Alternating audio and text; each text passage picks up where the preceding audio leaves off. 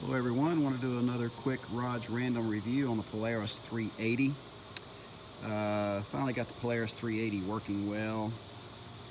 Actually bought it online for a discounted price and was having trouble with the wheels turning and things when I first got it. But come to find out there was a piece of glue, sticky stuff from the factory that was on the inside. So I went to a local Polaris dealer and they popped it open, cleaned it out, and it's working great now. I was afraid to pop it open myself, so I was a little bit upset when I first got it. Took me 2 or 3 weeks to, get some response from the vendor I purchased it from.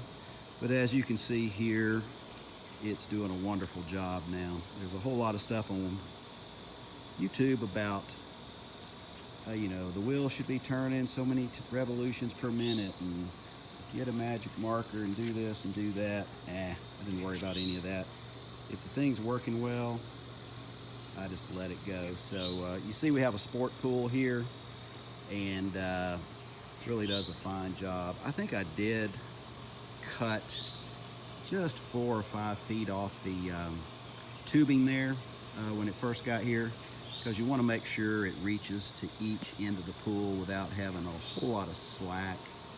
So that's what we did there. But anyway, hope you're having a nice Independence Day celebration. That's what we're doing here in Alabama. And good luck with your Polaris 380. We love ours. It's doing a fabulous job of keeping everything off the bottom of the pool, and a pretty good job on the sides of the pool as well. Take care all.